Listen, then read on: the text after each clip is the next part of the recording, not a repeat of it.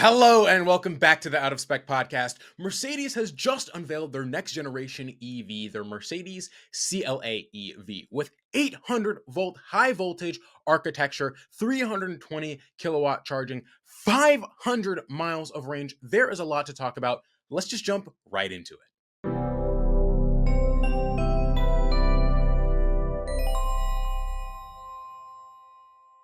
So this is exciting. I love Mercedes. You guys know I was on Team EQS on our Out of Spec I-90 Surge, and Mercedes, I think, has shown themselves to want to be competitive in this EV game. They've been focusing on their EVs in Europe a lot. They have way more models in Europe. Now here in the United States, we have the G580 electric, we have the EQS, the EQS SUV, EQE, EQE SUV, the EQB. Now we're getting the CLA EV, and then soon in the future, we're going to get an electric van from Mercedes, as well as a C-Class SUV. Mercedes is pushing hard, and the CLA is proof of that. This is their next generation EV. Now, they don't tout it that way, but I say it this way because this is their first high voltage EV. It has an 800 volt high voltage architecture, which means better charging speeds, faster charging speeds. In fact, Mercedes quotes a 10 to 80 in just 22 minutes up to 320 kilowatts, and then 11 kilowatt hour AC charging. Now, it is worth mentioning the 354-matic all-wheel drive version of the CLA has a 10 to 80 time of 33 minutes, while the rear-wheel drive has a 10 to 80 time of 22 minutes. So I mean, imagine in terms of efficiency, you want the best range, the rear-wheel drive is going to make sense. Maybe with the all-wheel drive version, those motors are creating more heat, and that's worsened the 10 to 80 time we see on the all-wheel drive version. Mercedes has actually been touting this new generation of Mercedes for quite some time. We have the concept CLA that they've been showing for a while, which was supposed to tout their 800 volt architecture, some of their efficiencies that we're going to be seeing in the CLA, the new CLA. You can tell this looks like a CLA, not only from the exterior, but from the interior that we see down here as well. And this CLA EV actually took a lot of inspiration from Mercedes Vision EQXX concept, which I believe is like the most efficient EV, highest range EV ever made. It is just a concept, but it's supposed to lay the ground for Mercedes-Benz next generation of EVs. And this next generation platform that Mercedes is going to be using will be called the MMA platform. Not to be confused with mixed martial arts fighting, but no, Mercedes modular architecture platform. It'll be the same platform used for the next generation EQB, the SUV, as well as the EQA. It's unsure if Mercedes is going to use some sort of new platform for the next generation EQS, EQE, even the G580, but for these lower priced Mercedes electric vehicles, that being the CLA EQB as well as the EQA, the MMA platform will be used. Now, before we talk about the specs and more of the charging details, one of the quirky things about this EV is that in North America, it's going to have not only a NACS port, but a J1772 level 2 charging port as well. So the NACS port, the J3400, will be used for AC and DC charging, but a J1772 will also be used for AC charging. So a lot of your level 2 stations, a lot of the infrastructure around the United States is based around J1772. There's already a pretty good and robust J3400 charging network, Tesla supercharging network, but a lot of level 2 infrastructure is based on J1772. And so you can charge J1772 with your Mercedes CLA EV. Now, the United States, Europe, and other markets will be getting different versions of the CLA in terms of options. In the United States, we'll just be getting the 85 kilowatt hour nickel manganese cobalt battery, while in Europe, they'll be getting the 85 kilowatt hour battery, as well as a 58 smaller kilowatt hour battery. On top of the US not getting the smaller battery pack, Europe and other markets are also expected to get a Mercedes CLA wagon, which is really unfair. We don't get any of the cool wagons. They're all for Europe. The US doesn't get any of them. I think wagon form of this would actually be super cool. Now, for Mercedes, there will be two different powertrains in terms of offering for power and performance. So you'll have the CLA 250 Plus, which is a rear-wheel drive version, and then you'll have the CLA 350 4MATIC, which is the all-wheel drive version. The CLA 250 Plus is expected to have a 0 to 60 time in 6.6 seconds, not exactly super fast, and the CLA 350 all-wheel drive will have a 0 to 60 of 4.8 seconds. Again,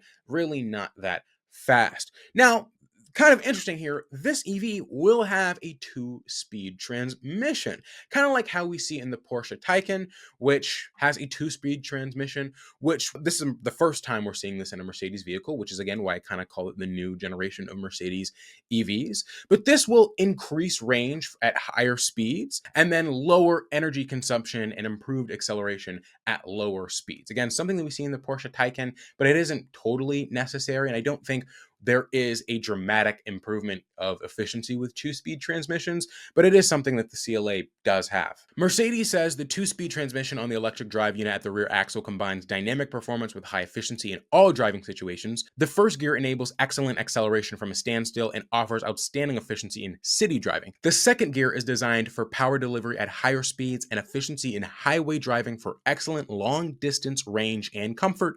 The electronically limited 130 mile per hour top speed is also achieved in second gear. Now let's jump into the specs and details of the Mercedes CLA EV. Now I've already mentioned, right, there'll be two versions, the rear-wheel drive and all-wheel drive, 250 and 350 4MATIC. I'd have a drag coefficient of 0.21 coefficient drag, according best in class, not as efficient as the EQS, which is a little bit longer, but still really good. This is beating what we see on the Ioniq 6, as well as the Tesla Model 3. The 250 plus rear-wheel drive will put out 268 horsepower, while the all-wheel drive 350 4MATIC will put out 349 horsepower. It'll have a fully brake-by-wire system, and because there are electric motors, that means there is no connection between the brake pedal or the acceleration pedal to the actual vehicle itself. So fully brake-by-wire system. It'll also have one pedal driving with 200 kilowatts of regenerative braking,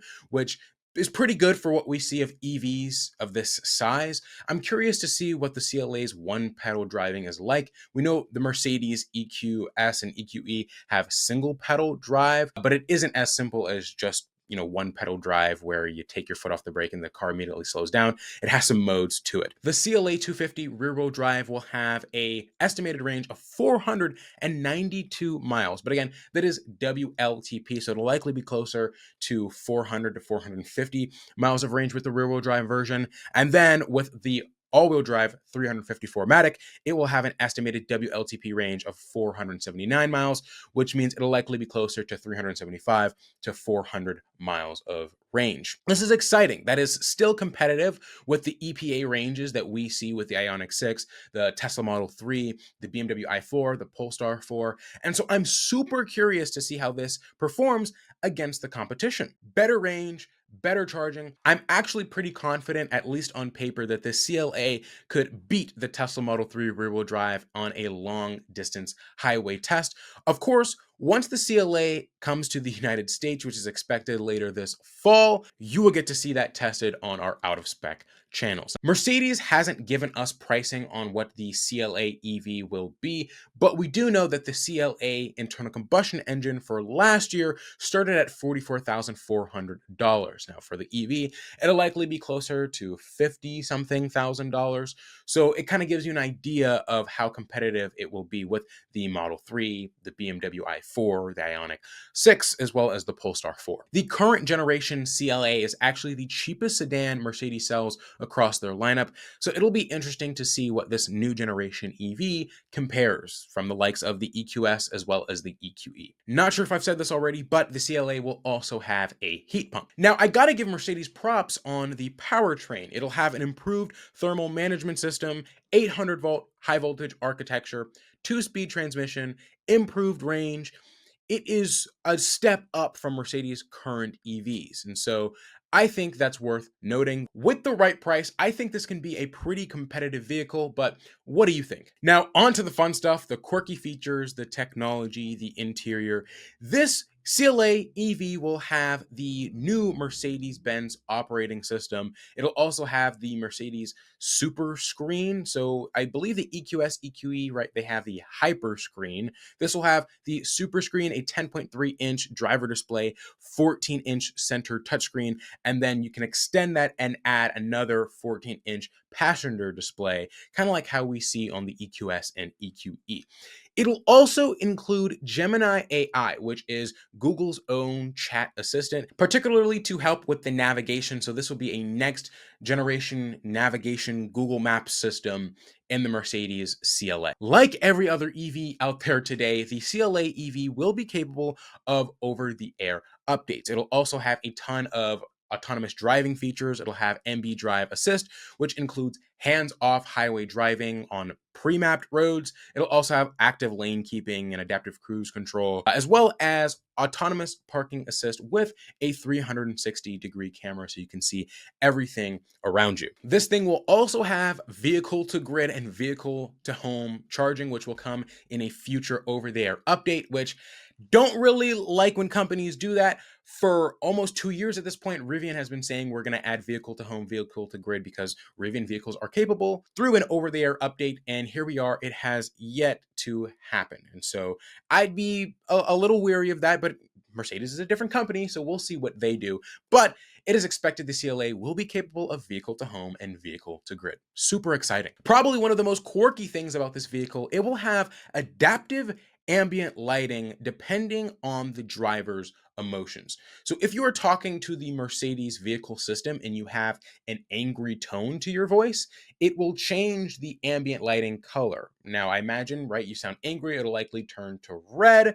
If you sound more happy, it'll likely change to a happier color, think blue or green. Maybe if you sound sad, it'll change to like a yellow or blue. But the point is, depending on your emotions, the car is going to react to you, which honestly, probably a bad thing. If you are angry, do you want to see more red? I don't know. That's a question for you to answer. It is also worth mentioning this vehicle will have a Frunk. This is another Mercedes first. So 800 volt for the first time, 2-speed transmission for the first time, Frunk for the first time, which is kind of nuts. It's crazy that the EQS SUV or even the G580, the electric G-Wagon, don't have Frunks, but this thing has a Frunk. And it's actually huge. This is bigger than the Polestar 4. The BMW i4 doesn't have a Frunk. Bigger than the Ioniq 6. It'll just be a little bit smaller than the Tesla Model 3 Frunk with 2.5 cubic feet of Frunk space. The Tesla Model 3 has a Frunk space of like 3.1 cubic feet. So pretty close, but I mean, how often are we seeing new EVs at this point without Frunks? This is a big deal to me. I love my Frunk. I love the Frunk on my R1T. I press a button, I press the pad on the key, I do it from the infotainment. My Frunk opens. I have this gigantic space to put luggage, to put bags. I hold all sorts of stuff up there, like reusable grocery bags. And I have Matchbox cars, so if I see another Rivian, I'll hand those out. I love my Frunk. The CLA has one, and this is just awesome. The only bad thing about this Frunk is that it is manual, so you'll need to open it from the inside and then close it manually from the outside. Not very luxurious and Mercedes-esque, but it is the CLA. It is supposed to be their cheapest sedan model, so I guess you have to make compromises somewhere. Another quirky thing about the Mercedes CLA EV is that a lot of the car comes from recycled parts. For instance, Mercedes says thermoplastics utilized in the interior of the new CLA also contain a high proportion of secondary materials. This adds up to 4 times more across the vehicle as a whole compared to its predecessor. A total of 50% of the secondary material in the thermoplastics comes from post-consumer recycled materials. For instance, the jack mounts are made entirely from recycled car bumpers. The front well is constructed from approximately 70% recycled materials. Mercedes goes on to say that the seats are made from recycled materials. Both seats incorporate secondary materials throughout their construction, from the seat cover and the seat foam to the substructure and metal components. They also go on to say microfiber upholstery in the vehicle is made from 100% recycled material. First PET bottles are processed into regranulated yarns using a sophisticated microfiber process. These are used to create a high quality and durable material that has the look and feel of suede.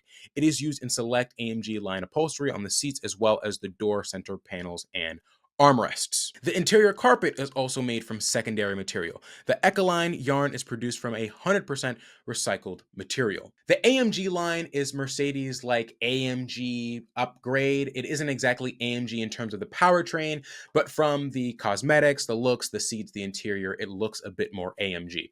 This is pretty cool. I love when automakers include more recycled materials into their vehicles. I just came back from the Cadillac event where Cadillac let Jordan and I kind of go through the optic, and the actual wood that is like in a vinyl in the center console was actually made from recycled newspaper. So they take newspaper and they form it in some sort of wood grain pattern.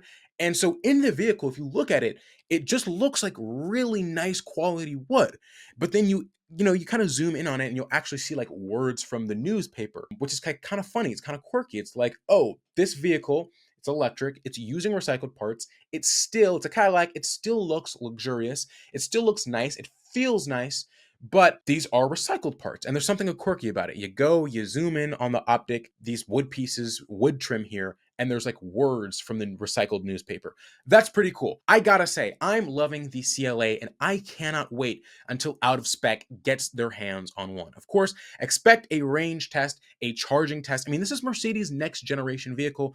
This is a pretty big moment. This is gonna compete against the Model 3, the i4, the Ioniq 6, the Polestar 4, and maybe even the EQE in a sense. We'll see when it actually comes to the United States later this fall. For those of you who are curious about the internal combustion engine version of the CLA, which is a hybrid, it has a 1.3 kilowatt hour battery. It has a 48 volt low voltage system, just like the Cybertruck, which is pretty interesting. They haven't given us a figure in terms of performance and range and miles per gallon with this battery, but a 1.3 kilowatt hour battery, that's pretty small. I can't imagine this is going to be used for a lot of all electric driving, like how we see in some plug-in hybrids. Mercedes says it's going to be used for lower speeds below 27 miles an hour, so a lot of in-city driving, but 1.3 kilowatt hours, you're not going to get more than like 5 miles out of that. And so, yeah, just, I guess, through your neighborhood, I guess.